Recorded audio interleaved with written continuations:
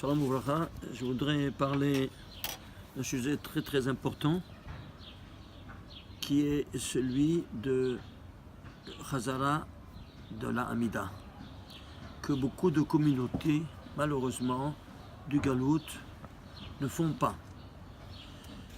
Le Pshat nous dit pourquoi on fait la Chazara. On essaie de justifier, ils n'ont pas étudié du tout qu'est-ce que c'est Aliot Neshama, l'escalade des mondes métaphysiques. Ils sont agents de toutes ces notions que Rabbi Shimon Bar Yochai nous dévoile. Et étant agents, ils essaient de justifier pourquoi on fait la Chazara. On doit répéter une prière que je fais en silence. Il te dit parce que les autres qui n'ont pas su, ils essaient de justifier. Quoi donc? Ils ont trouvé une explication, peut-être logique. Oui, parce qu'il y a beaucoup qui ne savent pas prier, alors on prie pour eux, à haute voix. Ça, c'est les Pashtanim, les pauvres qui sont à jeun total du Sod. Bien le Sod te dit, mais à rien de rien, ça c'est une invention pure que ça vient de tes entrailles. C'est clair, ça n'a rien à voir. Il te dit, le Harizal, c'est le Gilgul de Rabbi Shimon Bar Yochai. Il te dit dans Shara Kavanot que je vais vous lire maintenant. Qu'est-ce que tu fais, toi, dans la Hamida? Tu fais une escalade. Et comment tu commences à faire le tikkun de Netzach, Hod, Yesod, les trois dernières séphirotes des 7 inférieures. Et pourquoi tu dois le faire en silence? Parce qu'il te dit, texto, je vous lis ici, le Shara Kavanot, page 38b. Il te dit, Mishum Shepachad Vachizat Lachitzonim. C'est-à-dire que toi, tu es en train de faire une escalade des mondes métaphysiques. Toi, avec tes innombrables péchés, chacun de nous, moi aussi également, on a produit des démons. Et ces démons nous accompagnent et nous attendent là-haut. Si on est arrivé ici à la Hamida, on est dans le Olam HaAtzilut, le 4e niveau des 4 mondes, et eux, ils arrivent là-haut, les démons qu'on a créés par nos innombrables péchés, ils arrivent jusqu'au pied des 7 séphirotes inférieures là-haut. Alors, ils sont là à nous attendre. Et si nous, on se fait entendre par la bouche, quoi, tu es arrivé jusqu'ici? Alors, eux s'emparent de nous, alors ils nous esquintent. Alors nous, pour ne pas se faire entendre qu'on est arrivé jusque-là, on se la ferme carrément. Même, comme le Shulchan Aruch dit, tu peux te entendre que tes oreilles entendent. C'est les Pashtanim, c'est le Pshat, malheureusement. Chas v'sholom, que les oreilles puissent entendre même ta voix. Même en silence, ta voix seulement que toi, tes oreilles ne m'entendent pas quelqu'un d'autre. Tu peux pas du tout te faire entendre. Même le Yerushalmi, il vient, il te l'apporte ici. Le Yerushalmi dans Maseret Brachot, il te le dit. Il t'apporte plusieurs sources, même dans le Zohar. Il te dit toutes ces choses-là n'existent pas. Ça, c'est simplement une invention des Pashtanim qui n'arrivent pas, Pashtanim, ceux qui vont selon le Pshat, qui n'arrivent pas à résoudre ce problème. Pourquoi? Parce qu'ils sont agents de toutes ces informations ésotériques. Alors, ils ont dit, voilà, pour ceux qui n'ont pas, et qui ne savent pas prier. Non, ça n'a rien à voir. Alors, ici, tu te la fermes quand tu es dans le Lahash.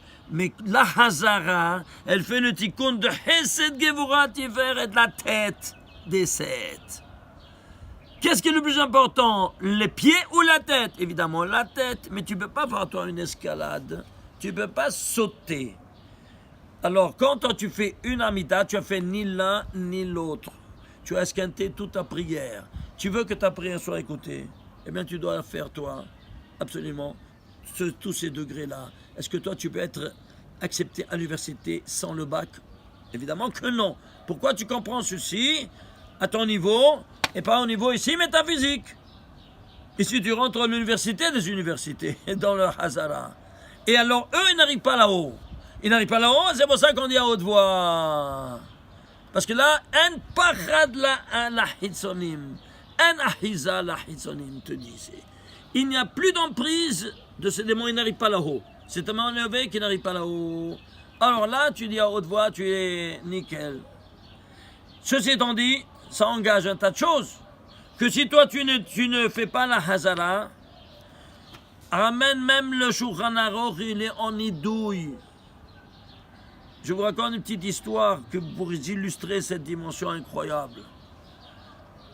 J'étais en train de retourner de New York à Tel Aviv et il y a eu un delay, c'est-à-dire un retard. Alors tout de suite, il y avait un groupe de chassidim, n'est-ce pas, pour Kennedy. Ils ont dit, bon, nous, Gedaven Minche, tout de suite, et ils prennent le gartel, ils le mettent, Ashre, je vais te comment ça faire là, Ashre.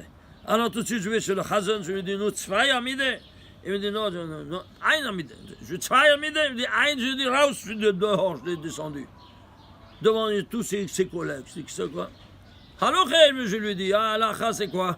S'il y a 100 personnes, il y a un qui te dit, je ne le veux pas quoi, en tant que Chazan, il est descendu sur le champ. Ça, c'est l'halakha. Alors, lui, il ne savait plus quoi faire. Bon, il a dit, ils disent, nous, allons dans le coin, là, ils sont ce barbu-là, de côté, comme ça, on se libère de lui. Et ils sont allés tous, ces 30 là, dans notre coin de l'aéroport. Et moi, derrière eux, je les suis. Je dis, où tu vas, je te rends pas saoul d'être chalier Tzibour si tu fais une amide. Fais 2, aucun problème. Une, tu te rends pas saoul. Tu dois les casser. Ce minyan, tu dois le casser. C'est clair, pourquoi? Parce que tu es wanted au ciel. Soit toi, soit toute la communauté qui t'a élu en tant que Chazan de faire une seule amida. Même si tu es à 10 000 mètres dans un avion où tu dis tu n'as pas le temps, tu es ici, là, tu fais une amida. Non, n'importe où tu fais une amida. Il te dit même si c'est... Il te dit même si c'est Shabbat, c'est déjà la Shkia, tu dois faire 2 amidot. Puisque ça c'est Haridal qui te dit ça, tellement c'est grave. C'est Mekatzetz Banetiot. Qu'est-ce que ça veut dire Mekatzetz Banetiot? C'est-à-dire, tu as planté un olivier ou tu as un arbre fruitier, et bien pour donner les fruits, tu prends un citre, tu casses tout, tu le coupes. Tu déracines tout cet arbre fruitier. Voilà ce qui se passe quand toi, tu fais une amida. C'est quelque chose d'extrêmement gravissime à ne jamais faire. Il était là-bas, en train de voir ce scénario. Un grand rabbin qui se voyait de sa prestance, et voyez, il était en train de se préparer avec les corbanotes. Alors il se lève et il va contre ce chassid-là, il lui dit, listen, il lui dit, Maran Bet Yosef, il lui dit le sif, le chapitre et l'article où se trouve, que Maran Bet Yosef, il lui dit qu'il est menou débat shamaim, il est en nidouille, c'est ce qu'on est nidouille, excommunication. On ne peut pas s'approcher de la personne, quelqu'un qui en est douille, 40 jours. Même sa femme ne peut pas s'approcher de lui. On ne peut pas le compter en minyan si on est neuf. On ne peut pas le dire le shalom, on ne peut pas lui donner la main. Ça, c'est le nidouille. Vous entendez pourquoi? Parce qu'il a fait une amida. Tellement c'est gravissime. De quoi tu parles? Alors lui, il ne savait plus où s'y mettre. Alors tout de suite, un autre, il saute. Et il dit, bon, ça va, moi, je vais tzvay amide. Tzvay amide, t'en baruch haba. Alors j'étais, moi, donné... féliciter ce grand rabbin qui est venu à ma rencontre pour le descendre à celui-là et le faire raisonner. Alors, je dis, que vous êtes venu à mon aide. Je dis, que tu as tenu tête. Je lui dis, est-ce que je peux savoir votre nom avec votre arabe? Il me dit, Schlesinger. Qui? Le Avbedin de Strasbourg? Il me dit, oui. C'est le Avbedin de Strasbourg, vous pouvez lui téléphoner si c'est vrai ou pas. Même le monde Ashkenaz, il est au courant de cette gravissime peine qui attend celui qui fait une amida. Alors, s'il vous plaît, même si quelqu'un il fait une cours de 1h15, 1h30 de Torah sur le compte de Moussaf, oi va avoy Shabbat, oi va avoy. En plus de tout, il faut savoir qu'il faut faire Netila avant Hatzot. Hatzot, c'est quand? On n'a qu'à voir chaque mois, c'est une heure différente, comme vous savez. Et surtout si c'est à Paris ou si c'est en Israël. Eh bien, c'est pas le Kiddush ou le Maisonot qui sont couverts, c'est Netila. C'est-à-dire, faire Netila avec Hamotzi avant Hatzot. Si tu as fait après Hatzot, tu as perdu tout le Shabbat parce que, Avezmano, Batel Korbano, comme vous savez, ça a passé son temps. Le korban est annulé et tu as perdu tout le Shabbat, tu n'as pas fait 3 soudot de Shabbat. Ça, c'est la chose gravissime que les gens ne connaissent pas. Baruch Hashem, que j'avais donné un cours à pavé, et là-bas aussi, ils faisaient une Amida à Mincha. Beaucoup d'Yeshivot ne font pas ça, malheureusement, ils sont agents du Rabbi Shimon Bar Yochai. Et dans le Greffissim, peine qu'ils reçoivent pour ceux qui font une Amida. Alors maintenant, qu'est-ce qui se passe? Eh bien, j'avais fait là-bas ce cours, et bon, ils ont vu toutes ces dimensions. J'ai montré ça au Rosh Yeshiva. Rosh Yeshiva, il a vu ça.